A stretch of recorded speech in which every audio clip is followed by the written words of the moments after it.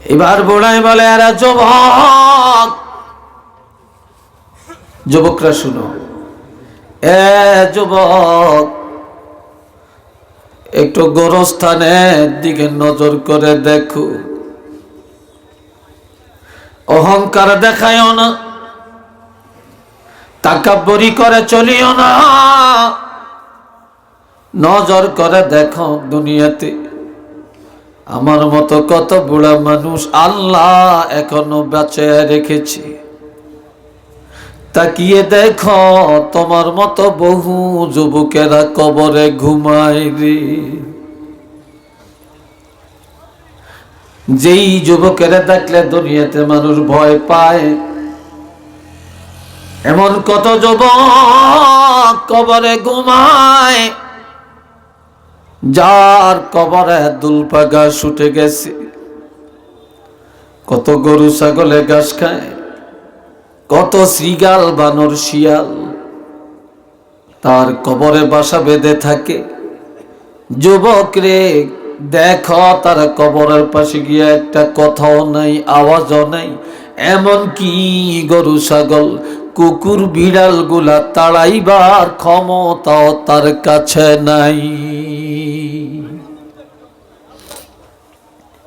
একদিন তুমিও কবরে চলে যাবে, এই অহংকার তখন তোমার আর থাকবে না, এই বাহাদুরি তোমার থাকবে না।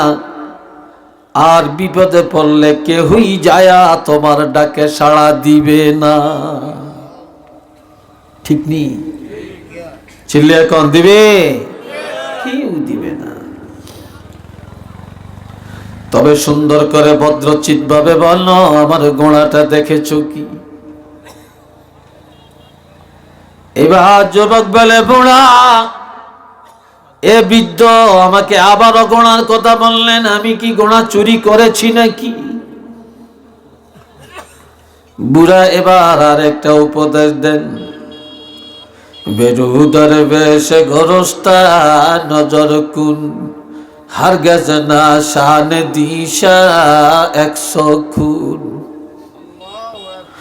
এ যুবক, দুনিয়ার সব খবর তোমার কাছে আছে, কিন্তু এতিমখানার খবর তোমার কাছে নাই।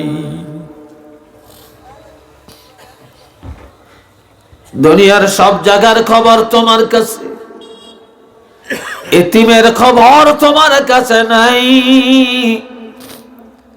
এতিমখানা কোনটা রে বাবা? দুনিয়াতে মা নাই, বাপ নাই, তারা এতিম।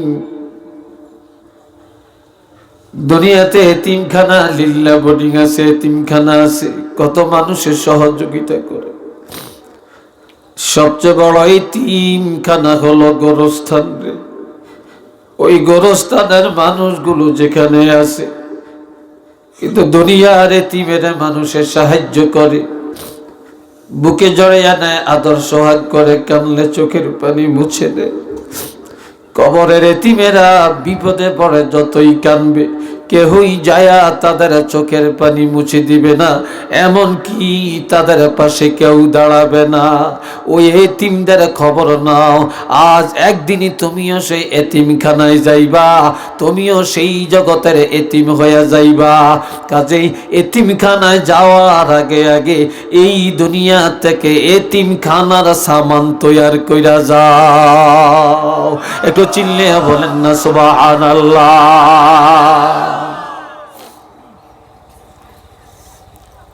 কবর বড় এতিমখানা।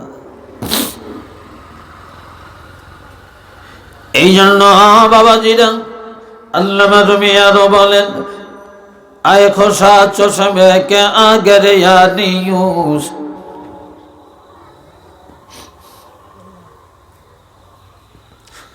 আয় খোসা চশমে কে আগের ইয়ানিউস, ওয় হুমায়ুন দিল কে আগের ইয়ানিউস। এই দুনিয়া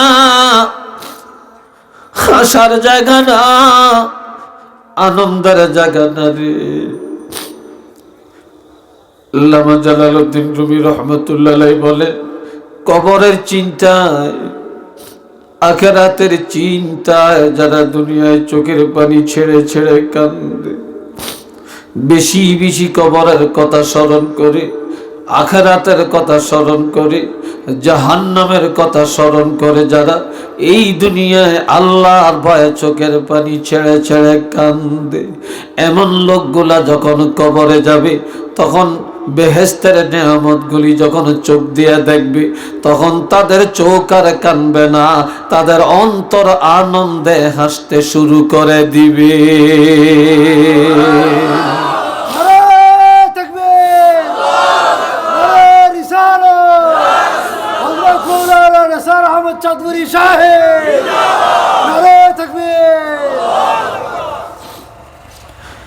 দুনিয়াতে যারা আনন্দ করে, দুনিয়া আনন্দের বাজার বানায়, কবরে গেলে তাদের কান্নার সীমা থাকবে না। আর এই দুনিয়াতে যারা আনন্দ করে না, একটু কষ্ট করে,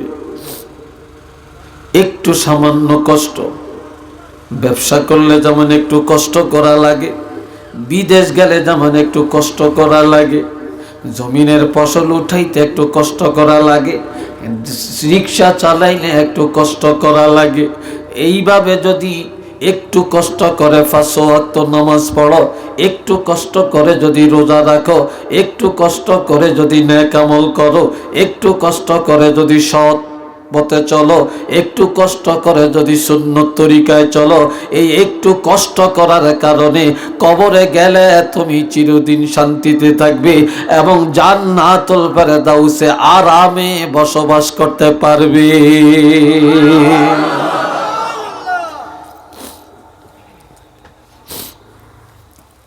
আল্লাহ একটু সামান্য কষ্ট, দুনিয়াতে একটু কষ্ট করলেই পরকালে আরাম করা যাবে। আল্লাহ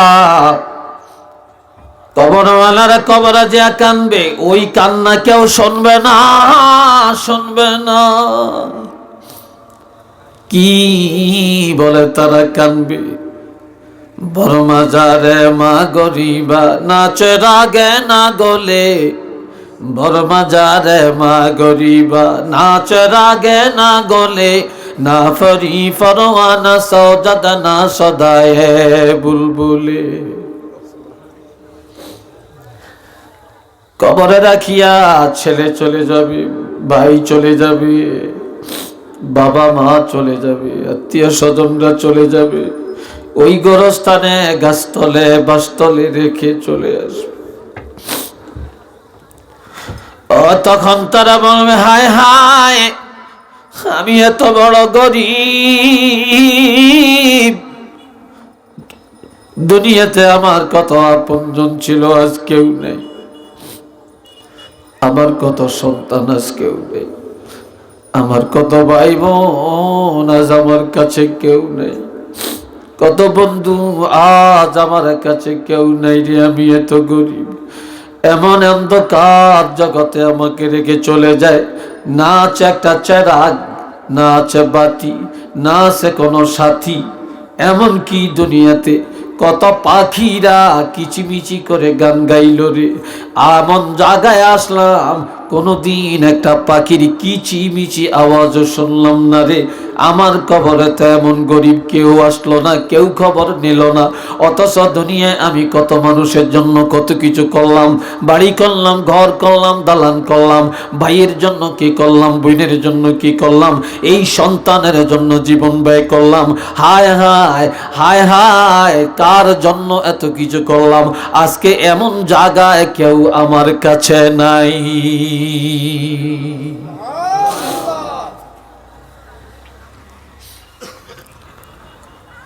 আল্লাহ এই জন্য আল্লামা রুমি আরো বলেন, তু তাওয়াঙ্গার গাছটাই আজমালমান, ই জামা গাফেল সুদি আজহালমান। প্রত্যেক রবিবার দিবাগত রাত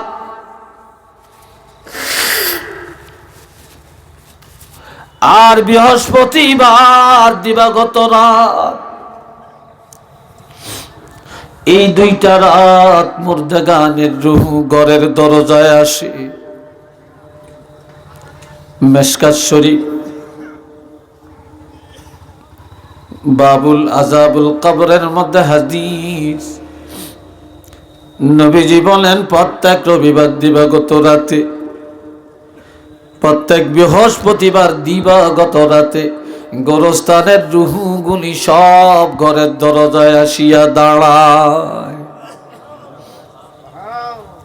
আপনার বাড়ির দরজায় এসে ঘুরে ঘুরে, বাড়িতে ঘুরে ঘুরে দেখে, আর তারা বলে, ছেলেরা রে, তো তাওয়াঙ্গার গাছটাই আজমাল মান, আর যেই ঘরে বাস করো এই ঘরটা তোমরা করো না, এই ঘরটা আমি করেছিলাম রে। এই সুন্দর বাড়িটা আমি সাজাইছিলাম, এই সুন্দর লন্ডনের নকশা আনিয়া এই সুন্দর দালান আমি করে গেছিলাম, এই বাড়ির রাস্তাঘাট পাকা করে গেছিলাম, এই আমের বাগান, কাঁঠালের বাগান, সুপারির বাগান সব আমি লাগাইছিলাম রে। এত সুন্দর বাড়ি ঘর, বাগান বাড়ি সাজায়া আজ আমি ভোগ করতে পারলাম না, থাকতে পারলাম না, সব তোমাদেরকে দিয়ে, তোমাদের জন্য রেখে খালি হাতে কবরে চলে গেলাম।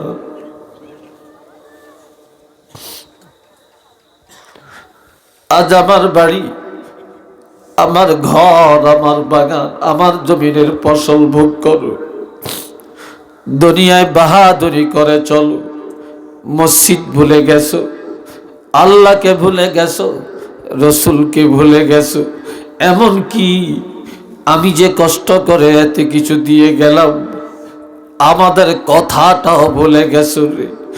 এত কিছুর মালিক বানিয়ে কবরে গেলাম, কিভাবে কবরে আছি একটা দিনও যায়া খবর লইলি না।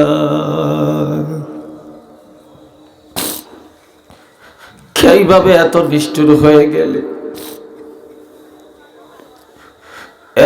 এরপরে যদি দেখে ছেলেরা আহামের এই বাড়ি ঘর ভোগ করে, তারা দিনদারি অবলম্বন করে, তারা ঠিক মতো আল্লাহকে ভয় করে, নামাজ পড়ে, রোজা রাখে, এক কথায় তারা আমল আখলাক ঠিক মতো মেনে চলে, তখন ঘরের দরজায় দাঁড়াইয়া দাঁড়াইয়া রুহু দোয়া করে চলে যায়। ওই বাড়ির মধ্যে রহমত আসে, বরকত আসে, তাদের রুজির মধ্যে বরকত হয়, হায়াতের মধ্যে বরকত হয়, মহামারী থেকে তারা রক্ষা পায়। আর যখন দেখে তারা দুনিয়ার পিছনে দৌড়ায়, গানের পিছনে দৌড়ায়, নাটকের পিছনে দৌড়ায়, দুনিয়ার তামাশা করে করে কাটায়, তখন তারা ঘরের দরজায় দাঁড়ায়া রুহু বরদোয়া করে করে চলে যায়। তখন ওই বাড়ির রহমত বরকত উঠে যায়, মহামারী এসে যায়, ওই বাড়ির মানুষগুলি অসহায় গরিব হয়ে যায়। একটু চিল্লিয়ে বলেন না নাউযুবিল্লাহ।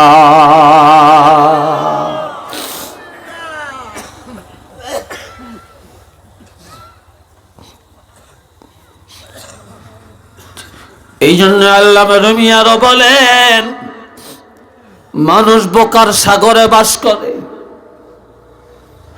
মানুষ বোকামি কথা বলে, বলে কিভাবে চন্দ গুই বাগে মাম্বস্তানমান, চন্দ গুই বাগে মাম্বস্তানমান, ইনা গুই গোর গরস্তানমান।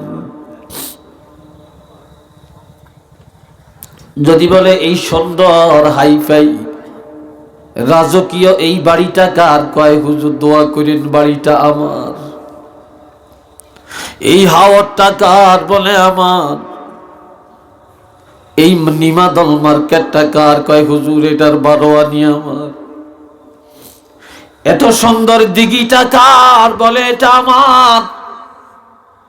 আর আল্লামা রুমি বলে, যারা আমার আমার করে তারা বোকা ছাড়া আর কিছু না।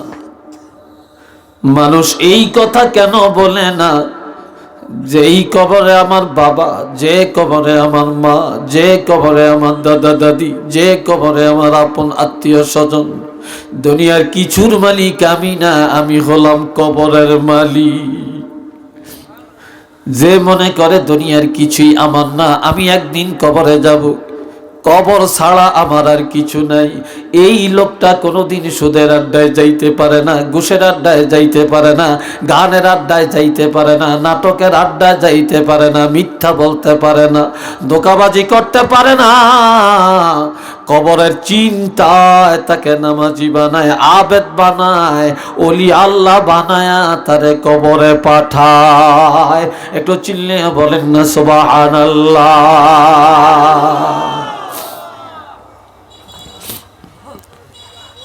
قال رسول الله صلى الله عليه وسلم كثرة ذكر الموت وتلاوة القرآن। আমার নবী ইরশাদ করেন, একটা জিনিস মানুষের আমলকে তাজা করে, আর একটা মানুষের ঈমান তাজা করে।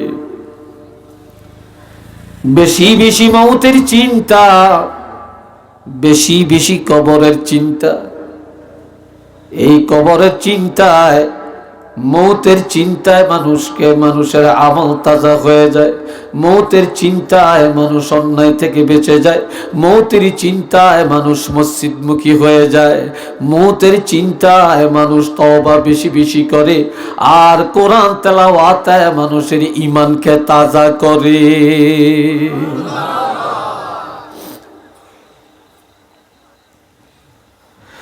আজ মানুষের কাছে সেই জগতের খবর নাই। আমার প্রাণের ভাইরা, আরেক হাদিসে আছে, ক্বালা রাসূলুল্লাহ সাল্লাল্লাহু আলাইহি ওয়াসাল্লাম, ইন্নাহু লা ইয়াসমাউ করআ নিআলিহিম আতাহু মালাকানি আসওয়াদানি আযরাকানি ফায়ুজলিসানিহি فيقولان من ربك وما دينك ومن نبيك فيقول ربي الله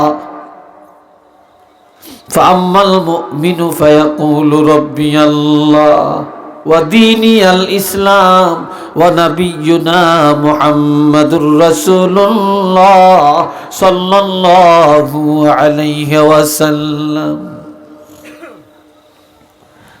কবরের মধ্যে যখন মানুষ মাটি দেয়, মাটি দেওয়া যখন শেষ হয়ে যায়, মাটি দেওয়া শেষ হয়ে গেলে এরপরে দোয়া করে, জিয়ারত করে। যখন মানুষ খন্তা নিয়া, কোদাল নিয়া, ওড়া নিয়া সব বাড়িতে রওনা করে রে, কবর হয়ে গেছে, বোঝা শেষ। দুনিয়ায় মানুষের যত বোঝা, সবচাইতে বড় বোঝা হইল লাশ। লাশ যতক্ষণ মাটির উপরে থাকে, এটা জিন্দার জন্য বোঝা। আর এই লাশটা যখন মাটি দেওয়া হয়ে যায়, তখন ওই জিন্দাদের বোঝা পাতলা হয়ে যায়। ঠিক নেই? তখন এই মনে করে তাদের মাথার বোঝা শেষ হইছে। এ বাবাজি, এখন এই মাটি দেওয়ার পর বোঝা তাদের পাতলা করে যখন বাড়িতে রওনা করে, পায়ে হেঁটে হেঁটে যখন বাড়ির দিকে যায়, ওই পাইন্নাহু লা ইয়াসমাউ করআ নিআলিহিম। এটা আল্লাহু আকবার কন্না। পায়ের হাঁটার আওয়াজ মুর্দা কবরে থাকিয়া পায়। এই যে হাঁটা যাইতেছে, এই হাঁটার আওয়াজটা মুর্দা কবর থেকে পাইতেছে, শুনতেছে। ঠিক এমন সময় আতাহু মালাকান, দুইজন ফেরেশতা কবরে এসে যায়। তবে তারা কেমন? আসওয়াদান, তারা একেবারে কালো, একেবারে কালো, কুৎসি। অর্থাৎ বিকট আকৃতি। সোজা কথা কি? বিকট আকৃতি। আজরাকান, তাদের চক্ষু দুইটা নীল বর্ণের সাগরের মতো দেখা যাবে। যেই চোখগুলা দেখার সাথে সাথে রুহ উল্টে যাবে, ভয়ে আতঙ্কিত হয়ে যাবে। এরপরে তারা কবরে দরিয়া বসাবে। ফায়ুজলিসানিহি, তারা দুইজন আস্তে তাকে কবরে ধরে বসাবে। বসাইয়া ফায়াকুলানি মার রব্বুকা, তোমার রব কে? কবরে প্রথমেই প্রশ্ন করা হবে তোমার রব কে? ওয়ামা দীনুকা, তোমার ধর্মটা কি ছিল? কোন ধর্মের উপরে তুমি ছিলা? কোন ধর্ম তুমি মানছিলা? আজকাল নামে মুসলমান অনুসরণ করে ইহুদিকে, অনুসরণ করি নাসারাকে। ইহুদি অনুসরণ করে মুসলমানের ছেলেরা চুল রাখে, ইহুদিদের অনুসরণ করে পোশাক গায়ে দেয়, ইহুদিদের অনুসরণ করে তারা খাওয়া দাওয়া করে, ইহুদিদের অনুসরণ করে আমাদের চাল চলনের রীতিনীতিগুলো সব ইহুদি নাসারার কালচার অনুযায়ী করে থাকি। ঠিক না? বর্তমানের মেয়েরা, যুবতী মেয়েরা ইহুদি নাসারার পোশাক পরিধান করে রাস্তাঘাটে চলে। মুসলমানি ধর্ম ভালো লাগে না, মুসলমানের আদর্শ ভালো লাগে না, ইসলামী কানুন ভালো লাগে না, কিন্তু ইহুদি নাসারাদের নিয়ম নীতি বড় স্বাদ লাগে রে। বুঝবা কত নম্বরের মুসলমান তুমি, শুধু চক্ষুটা ডুবলে, কবরে পা দিলেই বুঝতে পারবে।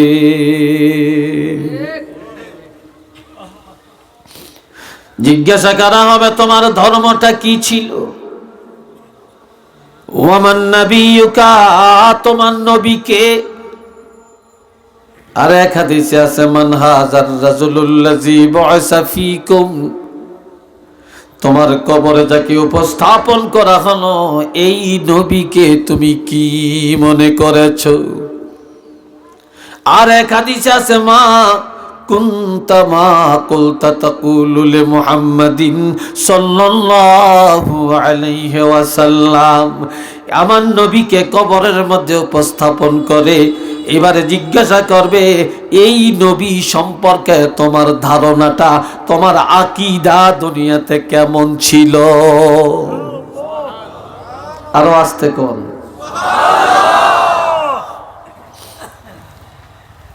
ফাম্মাল মুমিন, লোকটা যদি ঈমানদার হয়ে থাকে, ফায়াকুলু রাব্বিয়াল্লাহ, তখন সে বলবে আমার রব আল্লাহ। জোরে বলেন আমাদের রব কে? মনিব কে? অভিভাবক, প্রতিপালক, রিজিক দাতা, হায়াত দাতা, আমাদের মৌতের মালিক। সন্তান দেয় কে? দেয় না কে? মারে কে? বাঁচায় কে? ধনী বানায় কে? গরিব বানায় কে? আমার আল্লাহ নেয়ামত খাই কার?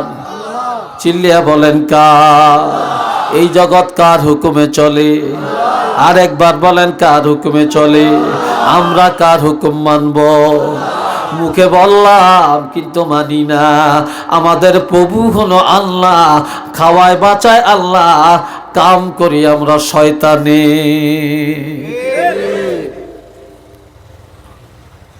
নাউজুবিল্লাহ কোন।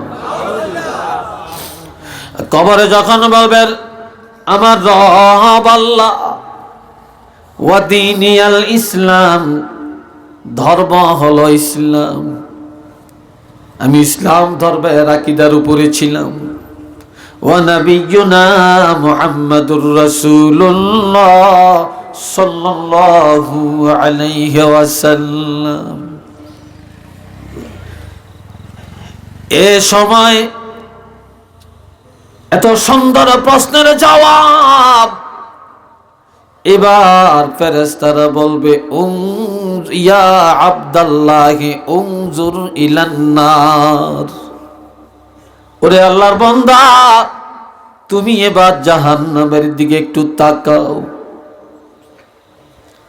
জাহান্নামের দিকে যখন তাকাবে কবরের মধ্যে সে হাউ মাউ করে করতে থাকবে আর বলবে আমি এত সুন্দর পরীক্ষা দিলাম, এত চমৎকার জবাব দিলাম, কি জন্য আমাকে জাহান্নাম দেখায়, আর এই জাহান্নামে আমি কিভাবে থাকবো? হায় হায়, জাহান্নাম দেখে তার সে আতঙ্ক হয়ে যাবে, ভয়ে সে চিন্তার সাগরে পড়ে যাবে, কাঁদতে থাকবে।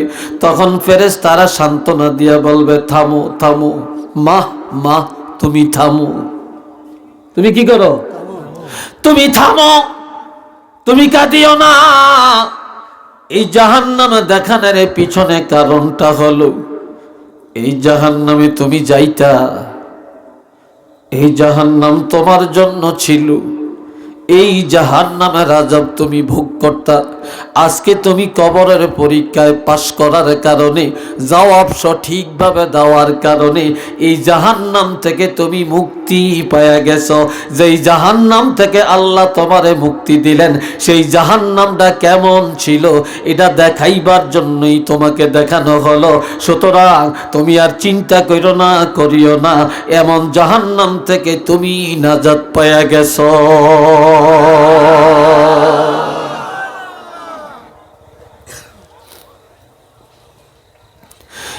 فينادي مناد من السماء عن صدق عبدي। এবার আল্লাহ পাক আসমানের মধ্যে ঘোষক লাগাইয়া দিবে। এসএসসি পরীক্ষা দিয়া মেয়ে পাস করলো, ছেলে পাস করলো, গোল্ডেন প্লাস পেলো, জিপিএ 5 পেলো। এবার ছেলে পাশের খবর পায়া এতদিন ঘুমায় না, চিন্তা করে ঘুম আসে না, কি রেজাল্টটা জানিয়ে আসে। আজকে যখন রেজাল্ট প্রকাশ হয়ে গেল, সে গোল্ডেন পেল, এবার বাড়িতে যায়া সে আরাম করে ঘুমায়, চিন্তা নাই। বাবা দোকানে যায়, চা খায়, চাচাকে দেখে বলে চাচা শুনছেন ছেলে পাস করছে, গোল্ডেন পাইছে।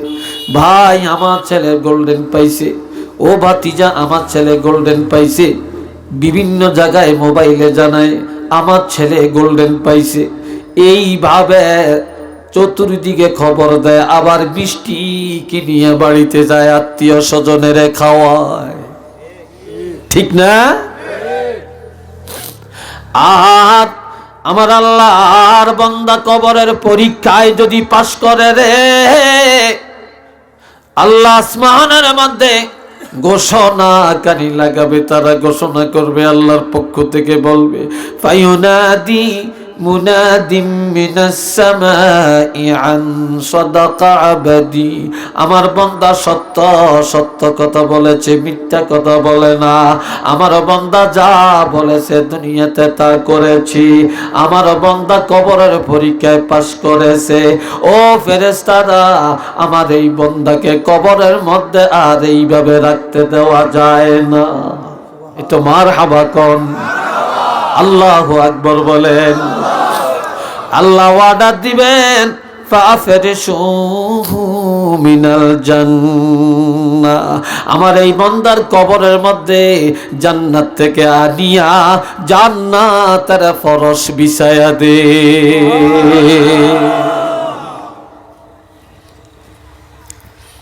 জান্নাতের ফরশের কাপড় তার কবরের মধ্যে বিছায়া দে। ওয়া আলবিসুহু মিনাল জান্নাহ,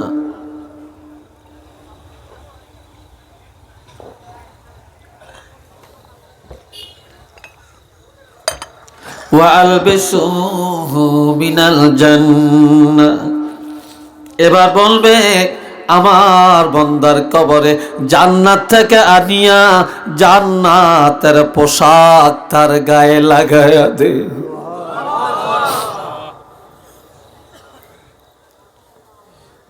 ওয়াফতাহু লাহু বাবান ইলাল জান্নাহ, আমার এই বান্দার কবর থেকে জান্নাত পর্যন্ত দরজাটা খুলে দে। কবরের হাওয়া আর জান্নাতের হাওয়া, জান্নাতের সুঘ্রাণ যেন কবরে কিয়ামত পর্যন্ত আসতে থাকে।